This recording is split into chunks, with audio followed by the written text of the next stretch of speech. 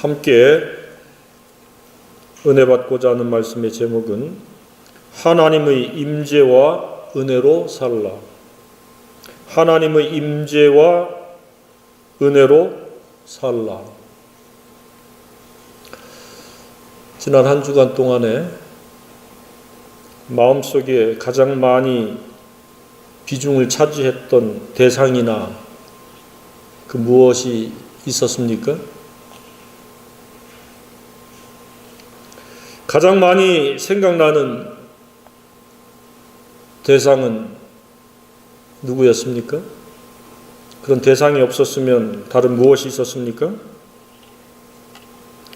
어떤 사람은 입만 열면 근심 걱정을 쏟아내는 사람이 있어요. 그렇다는 말은 무슨 말입니까? 그 사람의 생각체계는 근심 걱정으로 둘러싸여 있다. 또 게임에 빠진 청소년들은 머릿속에 온통 게임으로 가득 차 있습니다. 또 어떤 사람은 갖고 싶은 것에 한 주 동안 연연하면서 사는 경우도 있을 수 있습니다.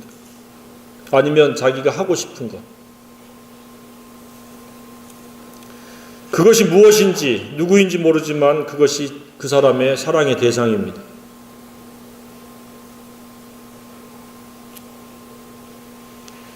그것이 정직하게 주님입니까? 사람입니까? 어떤 사물이나 어떤 내가 좋아하는 무엇입니까? 주님은 그러한 데 있어서 첫 번째가 아닌 두 번째 대상이 되길 원치 않습니다. 주님은 언제나 그 마음속에 첫 번째요, 가장 많은 비중을 차지하는 그러한 분이 되기를 원하십니다. 그래서 하나님은 그렇게 되지 아니할 때 질투하시고 주님보다 더 비중을 두는 그것을 성경에서는 우상이라고 이야기를 하고 있습니다. 그 마음속에 우상이 깨어질 때까지, 사라질 때까지, 없어질 때까지 시련과 고난과 재앙과 진노로 그 사람을 다루십니다. 지난 날을 한번 돌이켜보면 우리가 알 수 있습니다. 왜 그런 시련이 나에게 닥쳤고 그런 불행이, 그런 고통이 나에게 왔는가? 내 마음속에 있는 그 우상을 파쇄시키고 분쇄시켜서 완전히 사라지게 할 때까지 하나님은 그 사랑의 첫째 자리를 내어주시기를 원하지 않습니다. 앞으로도 마찬가지입니다. 그래서 내가 고통을 최소화하고 행복을 가득하게 하려면 내 마음속에 항상 주님이 아닌 우상을 두면은 아니 되는 거예요. 그래서 우상은 항상 파쇄 분쇄시키고 주님이 나의 첫 번째예요. 전부가 되기를 주님의 이름으로 축복합니다. 평소에 누구와 가장 많은 소통이 이루어지고 있습니까? 그것이 사람입니까? 주님입니까? 이 또한 하나님은 그냥 추상적으로 사랑의 존재로 머무는 것이 아니라 구체적으로 인격적으로 그 개개인과 대화를 원하십니다. 얼마만큼 대화를 원하십니까? 쉬지 않고 대화를 원하십니다. 그러니까 실질적으로 우리 마음속에 사랑의 대상은 주님이요. 가장 큰 비중도 주님이시요. 그리고 가장 많이 대화할 대상도 주님이 되어야 마땅하다는 사실입니다. 그러나 이러한 것을 우리 주님은 강제로 억지로 기계적으로 그렇게 받기를 원하지 않습니다. 각자의 선택의 몫에 그것을 맡기셨습니다. 그래서 지혜자는 주님을 선택하고 주님을 사랑하고 주님과 대화하기를 원하고 미련한 우매한 자는 사람과 대화하기를 원하고 자기가 좋아하는 무엇과 속삭이기를 원하고 그래서 그 마음을 주님이 아닌 우상을 만들어서 우상에게 뺏기는 겁니다. 한결같이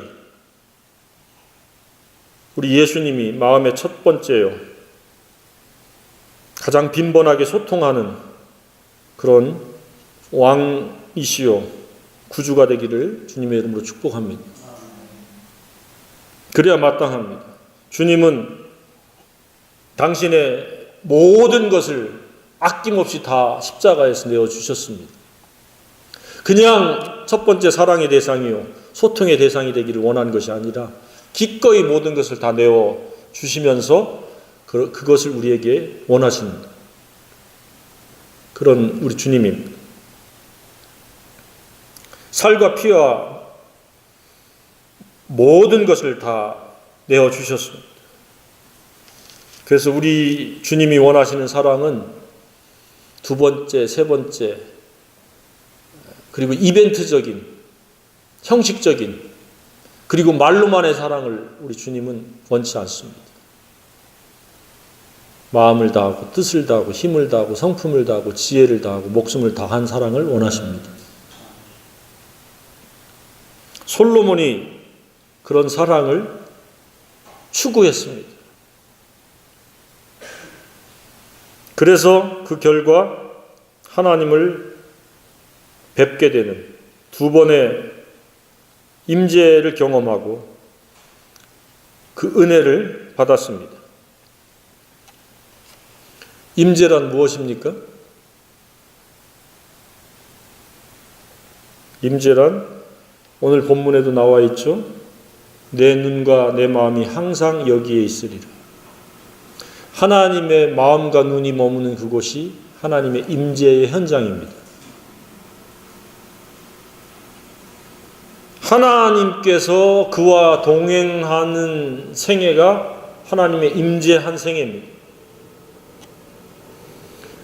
이 임재라고 하는 것은 예수님의 또 다른 이름이기도 합니다.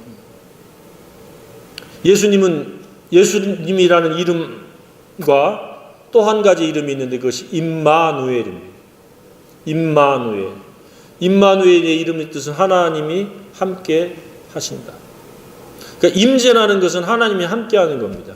그러니까 예수로 죄사함 받고 예수님이 함께하는 생애가 온전한 생애가 됩니다. 그래서 모든 사람에게는 죄사함에 예수도 필요하고 하나님이 함께하는 임마누엘의 임재도 필요하다는 사실입니다. 이것을 또 다른 말로 강림이라고 하는 말로도 사용합니다. 그래서 오늘 성령의 강림하소서, 성령이 내게 충만하소서, 그것이 하나님의 임재를 또 다르게 표현하는 내용입니다. 평소에 하나님의 임재 속에 살아가고 있습니까? 하나님을 사랑하고 하나님과 소통하고자 하는 그 삶 속에는 하나님의 임재가 있습니다. 그렇지 않고 마음속에 우상이 가득하고 하나님보다 더 사랑하는 것들이 무수히 널려 있다라고 하면 그 사람은 하나님의 임재를 경험할 수 없습니다. 하나님의 임재를 경험하면 어떠한 결과를 얻을 수 있습니까? 첫째는 마음의 평안이 있습니다. 두려움이 사라지고 평안이 있습니다. 슬픔이 사라지고 기쁨이 있습니다. 곤고가 사라지고 즐거움이 있습니다. 다른 사람들과 화목합니다. 상대가 일방적으로 나를 갖다가 후욕하고 적대시하고 까닭없이 미워하고 부당하게 원수가 되는 그러한 경우를 제외하고는, 불편부당한 것을 제외하고는 우리는 화평합니다. 하나님의 임재가 있습니까? 하나님의 임재가 없으면 사사건건 부딪힙니다. 사소한 일에 목숨 걸고 으르렁거리고 싸우고 갈등하고 반목하고 마음은 만신창이가 되어서 근심, 걱정, 슬픔 이런 것들로 가득합니다. 겉은 멀쩡한 것 같지만 속은 완전히 갈기갈기 찢어져 있는 경우도 많이 있습니다. 그래서 임마누엘이 필요합니다. 예수님이 우리의 안전지대요, 보호자시요, 피난처시요, 요새시요, 방패가 되실 때만이 우리가 그러한 감정적인 어려움, 환경적인 어려움, 경제적인 어려움, 사회적인 어려움, 인간관계의 어려움에서 우리가 보호받을 수 있는 줄로 믿습니다. 임마누엘, 임재의 은혜가 있기를 주님의 이름으로 축복합니다. 임재가 없으면 우리는 만신창입니다. 내면 세계가 만신창이요, 경제적으로, 인간관계로 모든 것이 만신창이가 되어집니다. 그런데 이 임마누엘, 임재는 누가 경험할 수 있습니까? 아, 나도 그렇게 하나님의 임재를 경험하면 좋겠다. 아, 임재란 평안이요, 희락이요, 기쁨이요, 담대함이요, 평안이요, 화평이요, 이런 좋은 것들인데 나도 그런 임재를 누리고 싶다고 해서 임재를 누려지는 게 아닙니다. 하나님께서 우리를 위해서 베푼 그 은혜를 깨닫고 그 사랑을 알게 되고 사랑에 우리가 온전히 반응하고 그 사랑을 따라서 또 다른 사람들을 사랑하는 그 현장에 하나님의 임재가 있습니다. 하나님은 이율배반적으로 역사하지 않습니다.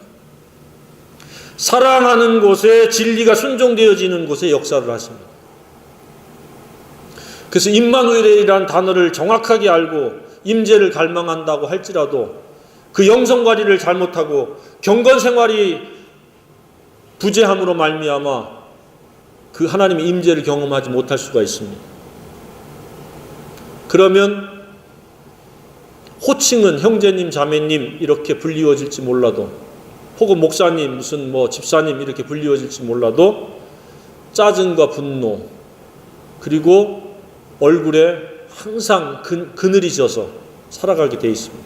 그런데 하나님의 임재가 있는 그런 생애와 품격에는 미소가 있습니다. 평안이 있습니다. 부드러움이 있습니다. 그런 임재를 경험하는 은혜가 있기를 바랍니다. 임재는 이처럼 매우 중요한 사실입니다. 아무에게나 누구에게나 임마누엘의 은혜가 미치는 것이 아닙니다. 하나님을 사랑하고 진리를 순종하고자 하는 그런 생애 가운데 하나님은 나타나 주시고 동행해 주시고 그 임마누엘이 실제가 되도록 역사를 해 주십니다. 솔로몬이 그랬던 겁니다. 솔로몬이 하나님을 전심으로 사랑하니까 아낌없이 제사 드리는데 물질을 다 사용했어요. 1,000번제, 1,000번제면 1,000마리의 제물로 하나님께 영광을 돌렸어요. 그때 하나님이 나타나 주셨어요. 임재하셨어요. 하나님을 사랑하는 곳에 하나님의 임재가 있습니다. 그리고 그것으로 끝나는 것이 아니라 솔로몬은 모든 그 역량을 총동원해서 마음과 뜻과 힘과 목숨과 지혜를 다해서 하나님이 머무실 그 성전을 건축했습니다. 성전 건축은 성전 건축으로만 끝나는 것이 아니라 하나님을 사랑한다라는 것을 표출한 내용입니다.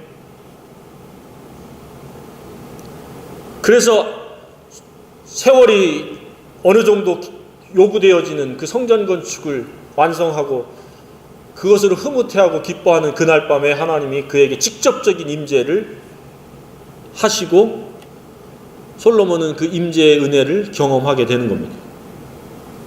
여기서 전심으로 하나님을 사랑한다는 것은 무엇이에요? 적당히 모양과 형식, 풍선 불어놓고 이벤트 하는 것이 전심이 아니에요. 마음과 뜻과 힘을 다해서 지혜와 성품과 목숨을 다해서 헌신하고 기꺼이 희생하는 그것이 전심의 사랑입니다. 계산적이지 않습니다. 이해관계가 아닙니다. 환심을 사려고 수작을 부리는 것이 아닙니다. 전심은 왜 필요합니까? 하나님이 그 전심을 항상 원하십니다.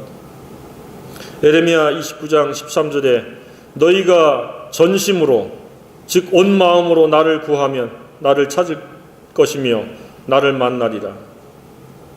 그러니까 전심이 아니면 하나님의 임재하고는 거리가 생긴다는 이야기입니다.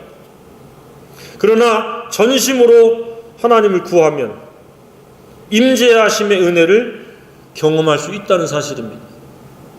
그러니까 매사에 전심으로 하나님을 향하기를 주님의 이름으로 축복합니다. 예배 올 때도 전심으로, 내가 안 가면 또 눈도장 못 찍는데 이런 부정적이고 소극적인 입장이 아니라 전심으로 하나님을 향하면 하나님이 그 말씀을 통해서 만나주시고 내 삶 가운데 하나님이 나와 동행해 주시는 것을 내가 경험할 수 있게 해주십니다. 내가 하나님을 향한 마음만큼 하나님을 경험하게 되어 있습니다. 그러니까 하나님의 임재를 경험하지 못하는 사람들은 무슨 이유입니까? 전심이 아니기 때문에. 형식적이고 체면적이고 가식적인 것으로 하나님께 나아가려니 하나님이 경험되어지지 않습니다. 수많은 하나님의 지식이 있어도 그것이 실제가 되지 못하는 겁니다. 역대하 16장 9절에 여호와의 눈은 온 땅을 두루 감찰하사, 감찰이라는 게 살피신다 그 뜻입니다. 전심으로 자기에게 향하는 자들을 위하여 능력을 베푸시나니, 임재하실 뿐만 아니라 능력을 베푸신다고 그랬습니다. 하나님께서 모든 좋은 것을 주시기 위해서 능력을 베푸십니다. 평안을 주시고 풍성케 하시고 원수로부터 보호해 주시기 위해서 모든 능력을 총망라해서 베푸시는데, 누구에게? 전심으로 자기에게 향하는 자들에게. 그러니까 현재로부터 미래까지 하나님의 임재를 경험하는 은혜로 살려고 한다면 내가 전심으로 하나님을 향할 수밖에 없습니다. 요 마음은 빼놓고 저 마음은 빼놓고 조금만 내가 하나님 마음을 향해야지. 그러면 하나님은 뒷짐지고 침묵하실 가능성이 매우 높습니다. 그래서 이스라엘의 왕 중에서 아사왕, 유다 왕이죠. 유다 지파의 아사왕의 아들 여호사밧을 일컬어서 그 전심이라는 수식을 붙였습니다. 아사왕 아들 여호사밧이 전심으로 여호와의 길을 걸어 산당들과 아세라 목상들도 유다에서 제거하였더라. 역대하 17장 6절인데, 그러니까 자기의 마음에 있는 우상은 물론이요, 눈에 보여지는 모든 우상을 갖다 다 제거했다는 거예요. 전심으로 하나님을 향하는 데는 우상이 깃들일 수가 없어요. 전심이 아닌 것은 내 속에 조그마거나 큰 것들의 우상이 내 속에서 있을 수 있습니다. 꼭꼭 숨겨놓은 우상. 근데 하나님은 그것도 다 알아보십니다. 그래서 역대하 22장 9절에는 전심으로 여호와를 구하던 여호사밧이라고 이렇게 표현하고 있습니다. 여호사밧을 이제 장례할 때에 여호사밧에게 붙여진 수식이 전심으로 여호와를 구하던 자다.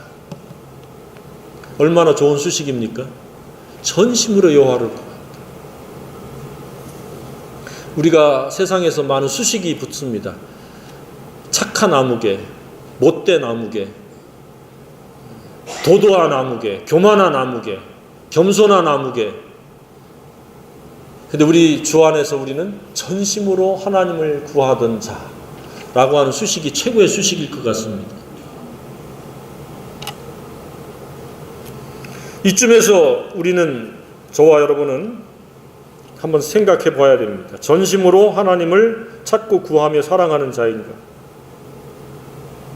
아니면 우상을 간직한 두 마음의 사람인가? 세상을 사랑하며 하나님을 사랑하겠다고 두 마음을 품은 자는 아닌가? 전심의 반대말은 두 마음이며 영적 간음입니다. 말로는 하나님 사랑하고 실제는 다른 것을 사랑하는, 영적으로 간음을 행하는 겁니다. 혹은 믿는다고 하면서 하나님을 의심하는, 이것도 두 마음이며 하나님의 임재와 동행을 경험할 수 없게 하는 고약한 태도들입니다. 그래서 순전하시기를 주님으로 축복합니다. 하나님 사랑에 대해서 뭘 의심할 게 있습니까?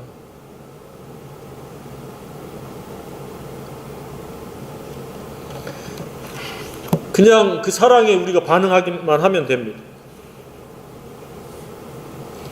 이처럼 두 마음을 품은 자들, 전심으로 하나님을 사랑하지 못하는 자들은 어떻게 됩니까?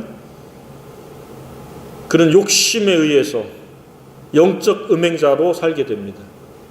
사랑하는 무슨 대상을 하나 가지고 그것의 사랑에 빠져서 살아갑니다. 하나님은 온데간데 없이 되고, 영적으로 둔감해져서 자신의 지금 현재 영적 음행에 대해서 그 심각성을 깨닫지도 못하고 회개하지도 않습니다. 어떤 사람은 돈에 빠져가지고 돈하다가 그냥 인생 시간도 다 허비해버리고 젊음도 다 그냥 낭비해버리고, 돈은 죽는 그 순간에 놓고 가는데, 돈은 수단이지 목적이 아닙니다. 돈도 하나님 영광을 위한 것, 하나님 사랑을 위한 수단이지 목적이 되지 않는데, 많은 사람들이 돈을 가장 많은 우상으로 삼고 살아갑니다. 돈이 있는 사람은 그 돈에다가 쾌락이라고 하는 우상을 하나 더 만듭니다. 어떻게 즐길 것인가. 우리는 하나님 외에는 사랑할 대상이 없음을 고백하기를 바랍니다. 그러니까 결과는 어떻게 돼요? 돈으로 행복하고 쾌락으로 즐거우려고 했는데 점점 안으로는 곤고가 깃들고 근심과 슬픔이 둘러싸고 재앙의 두려움이 엄습해오는 겁니다. 질병으로 혹은 이러저러한 문제로 가정이 삐걱거리고 반목이 생기고 서로 적대감을 갖게 돼요. 그러면 경제적으로 풍요한들 그 숫자에 불과합니다. 이처럼 하나님께서는 당신이 두 번째, 세 번째로 취급되거나 무시, 멸시, 업신여김당함을 견디지 못하십니다. 하나님은 그에 상응하는 대가를 치르도록 그를 다루십니다. 그 우상이 제거될 때까지, 그 우선순위가 뒤바뀔 때까지 끝까지 고집스럽게 안 바뀌면 그는 일찍 단명할 가능성이 매우 높아지는 존재가 되어집니다. 우리는 하나님을 찾고 구하면서 하나님을 전심으로 사랑함으로 그분의 임재의 은혜를 경험해야 됩니다.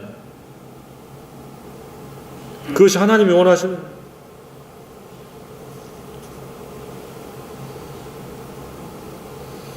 두 번째는 누구에게 하나님의 임재가 나타납니까?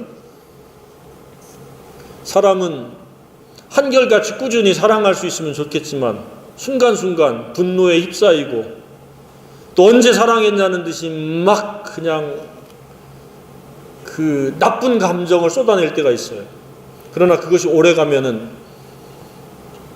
스스로에게 유익하지 않습니다. 하나님에 대한 사랑도 한참 좋을 때는 영원히 변치 않을 것처럼 그렇게 그 사랑을 고백하고 사랑을 속삭이다가 한순간에 싸늘해질 수 있어요. 사탄에 의해서. 갑자기 우상이 생기고 갑자기 좋아하는 무엇이 생겨서 영적 간음으로 빠질 수 있습니다. 그랬을 때 어떻게 해야 돼요? 한시라도 빨리 회개하고 돌이켜야 됩니다. 잘못했습니다.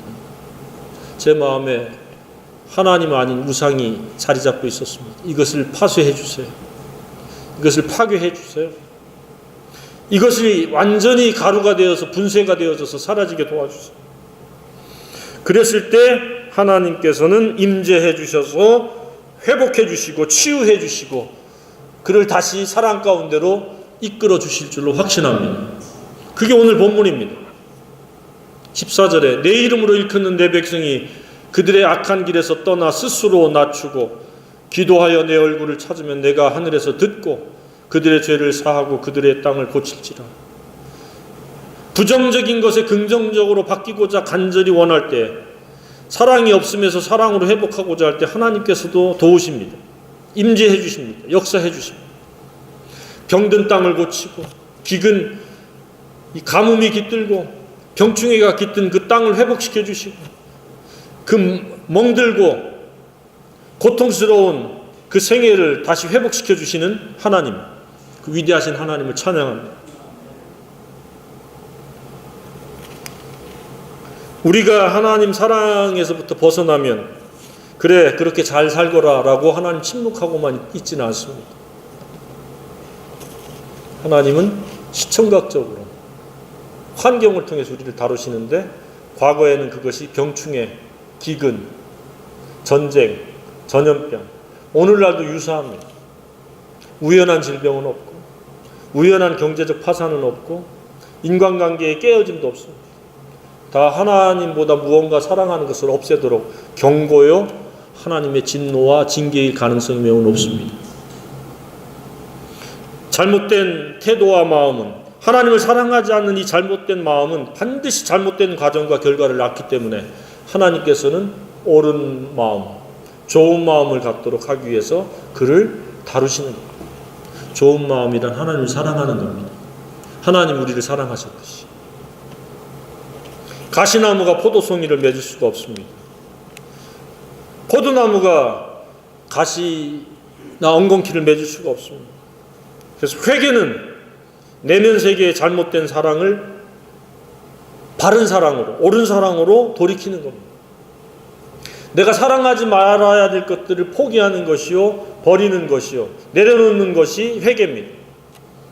그럴 때 하나님께서는 다시 그 사랑을 받아주시는데 그것이 바로 호세아서입니다. 영적으로 가늠한 이스라엘 백성들을 내게 돌아오라, 마음을 찢고 내게 돌아오라. 그럼 내가 다시 받아주겠다. 가늠한 아내를 다시 회개했을 때 그냥 받아주시겠다고 하는 것처럼 영적으로도 그렇다는 말씀을 하시는 겁니다.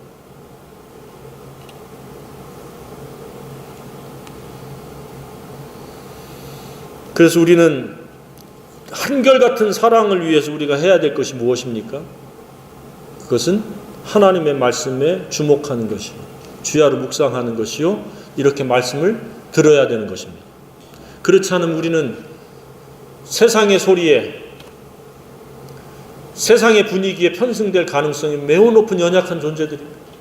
그래서 할 수만 있으면 모여야 되고, 할 수만 있으면 믿는 자들끼리 교제해야 되고, 말씀을 주목해서 성령을 의뢰할 때 성령께서 임재하셔서 내 마음속에 나를 사랑 가운데로, 진리 가운데로 인도해 주셔서 안으로 평안이요 밖으로는 형통으로, 행복으로, 풍성한 삶으로 우리를 축복해 주시고 인도해 주신다는 사실을 우리가 알아야 됩니다. 왜 많은 사람들이 하나님을 사랑하지 못합니까? 이처럼 경건을 무시합니다. 경건이라고 하는 것은 영성관리의 방법입니다. 좋은 육체를 가지기 위해서 헬스장에 가 훈련하는 것처럼 우리가 좋은 마음을 갖기 위해서 우리 마음도 계속 훈련을 해야 됩니다. 사람들은 몸만 훈련하면 되는 줄 아는데 가장 중요한 것은 몸이 아니고 마음의 훈련입니다. 우리는 지독하게도 이기적이고요, 탐욕적이고 거짓되고 부패하고 교만하면서 더럽습니다. 그래서 그것들을 순식간에 주님께 의뢰하고 착하고 선하고 아름다운 품격의 마음, 좋은 마음을 갖기 위해서 하나님 말씀에 주목을 해야 되고 들어야 됩니다. 그것을 누가 해요? 스스로 해야 됩니다. 스스로. 그래서 사랑하는 마음이 가득하도록 해야 됩니다. 우리는 내 악한 타락된 그 본성의 마음을 가지고 눈이 보는 대로 쫓아 행하기 때문에 우리는 그릇 행할 가능성이 매우 높습니다. 그래서 날마다 말씀을 들어야 되고 배워야 돼요. 모여서 서로 그렇게 되지 않기 위해서 격려하고 도전하고 권면도 하고 책망도 들었고 때로는 이 세상에서 옳은 것은 사랑뿐이 없습니다. 모든 좋은 것의 원인입니다. 하나님이 그렇게 우리를 디자인했습니다. 나를 사랑하고 내 계명을 지키는 자는 천대까지 은혜를 베푼다. 그 은혜 속에는 임재하심의 은혜요, 보호하심의 은혜요, 죄로부터 지켜주심의 보호요, 원수로부터의 지켜주심의 보호요, 온갖 역기능적인 것에서부터 우리를 지켜주시고 감싸주시는 은혜입니다. 따라서 사랑이 없으면 좋은 것도 없고 좋은 결과도 없습니다. 그렇기 때문에 우리는 사랑을 늘 쟁취해야 됩니다. 전심의 사랑을 쟁취해야 됩니다. 그래서 영적 전투란 무엇입니까? 사랑을 위해서 싸우는 것입니다. 영적 전투라고 하는 것은 그냥 아무나 막 이렇게 막 총칼로 찌르고 뭐 칼로 싸우는 게 아니고 나의 사랑을 방해하는 모든 것들을 물리치고 쓰러뜨리는 겁니다. 이것은 뭐 구약이나 신약이나 미래나 현재나 과거나 그렇습니다. 여호수아서 23장 11절에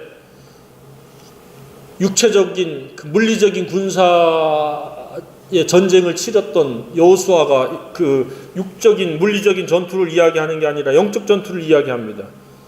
마지막 그게 유언처럼 고별을 하는 말씀이 딱 한 가지입니다. 그러므로 스스로 조심하여 너희 하나님 여호와를 사랑하라. 그 장수가, 그 위대한 장수가 사랑하라는 것을 이야기합니다. 무슨 생뚱맞은 소리입니까? 너희들은 앞으로 적이 쳐들어오면 이렇게 전술을 펼치고 이렇게 해서 물리치라, 이렇게 유언을 해야 되었는데 그게 아니고 스스로 조심하여 너희 하나님 여호와를 사랑하라. 모든 것은 사랑을 위한 과정이요 수단들입니다. 그러니까 주변 국가들은 하나님을 사랑하지 않으니까 그들을 멸절시키는 겁니다. 그리고 자기도 하나님을 사랑하는 데 있어서 일관성을 갖기 위해서 스스로 조심하라는 거예요. 죽음을 앞둔 이 늙은 여호수아가 남은 사람에게 당부하는 말씀입니다. 그 당시의 사람들뿐만 아니라 오늘을 살아가는 우리에게도 필요한 말씀입니다. 스스로 조심해야 됩니다. 왜냐하면 사랑해야 될 게 너무 많아요. 이것도 조금 저것도 조금. 그리고 나이에 따라서 바뀌잖아요. 근데 하나님은 한결같이 우리가 하나님 사랑하기를 원하십니다. 한결같이 전심으로. 세 번째는 언제 하나님이 또 임재하세요? 하나님의 뜻을 순종할 때, 진리를 순종할 때 하나님이 임재하셔서 은혜로 역사하십니다.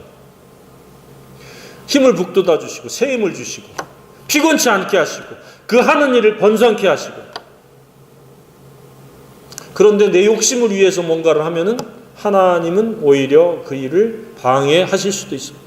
그래서 범사가 사랑을 위한 수단이요 사랑을 위한 목적이 되어야 합니다. 진리란 무엇이에요? 하나님이 나를 사랑하는 것을 아는 것이요 그 사랑을 따라 사랑하는 것이 진리입니다. 그 진리가 순종되어질 때 하나님께서 필요를 더해 주시고 건강을 더해 주시고 우리의 걸음을 안전하게 하시고 안팎으로 우리에게 축복을 해주시는 겁니다. 그러니까 사랑과 순종은 무엇입니까? 한 세트와 다를 바 없습니다. 사랑이 없으면 반드시 불순종합니다. 그까짓 그 하나님 말씀. 근데 하나님을 사랑하면 하나님 뜻대로 살고자 하는 그런 강력한 소원이 있습니다. 사랑에 의한 순종의 사람이 되길 주님으로 축복합니다. 그럴 때 평안이며 안전이며 번성이 있습니다. 그것을 지금 말씀하고 있는 겁니다. 본문에. 네 왕위가 견고하게 하며 이스라엘 다스릴 자가 네게서 끊어지지 않겠다. 천대까지 은혜를 베풀겠다. 누구를? 하나님을 사랑하는 자, 회개하는 자, 진리를 순종하는 자. 이 세 가지를 벗어나면 어떻게 돼요? 그냥 무너지는 생애, 고달픈 생애, 불행한 생애, 슬픔과 근심이 깃드는 생애가 된다는 거예요. 우리의 삶의 기준은 우리 주변에 있는 다수의 잘못된 사람들이 아닙니다. 근데 사람들은 다수에 숨어서 휩쓸려서 그 중간쯤에 사는 것을 편안하게 느낍니다. 이 세상의 다수는 우리의 기준이 아닙니다. 우리의 기준은 솔로몬과 같이 하나님을 전심으로 사랑하는 겁니다. 그것이 옳은 것입니다. 하나님 보시기에 좋은 것입니다. 그 가정을 하나님이 축복하셔서 아름답게 하시고 그 생애를 통해서 하나님이 흠양하셔서 기뻐하십니다. 영광을 받으시는 겁니다.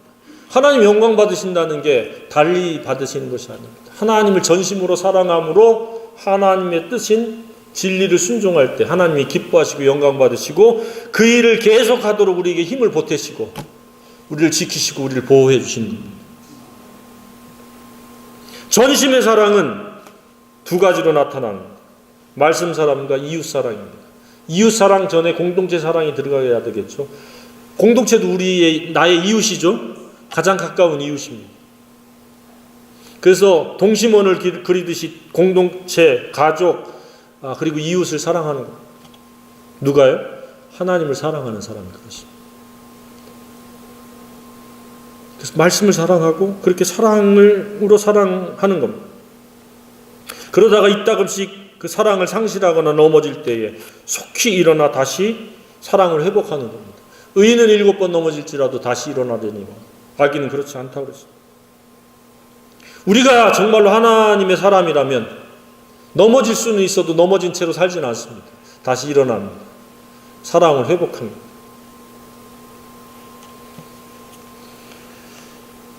나의 생애는 어떤 생애인가? 매일매일이 하나님과 함께하는 은혜의 날이 되고 있는가? 임마누엘이 실제가 되고 있습니까? 임마누엘이 그냥 아리송한 그냥 어휘입니까? 주님과 사랑으로 말미암는 동행의 길이요 그분과 끊임없이 대화하는 그런 매일매일이 되어야 마땅할 줄로 믿습니다. 주님이 그걸 원하십니다. 그래서 우리를 위해서 아낌없이 십자가에서 자신을 내어주신 겁니다. 인생은 요령으로 자기의 이러저러한 꾀를 동원해서 살아갈 수 있는 것이 아니라 하나님을 사랑하고 그분과 동행하는, 그리고 그분의 임마누엘의 은혜 속에 살아가야 될 우리는 피조물들입니다. 그럴 때 하나님 기뻐하시고 우리와 기꺼이 동행해 주시면서 하나님을 경험하게 하실 줄로 확신합니다. 그런 생애가 되기를 주님으로 축복합니다.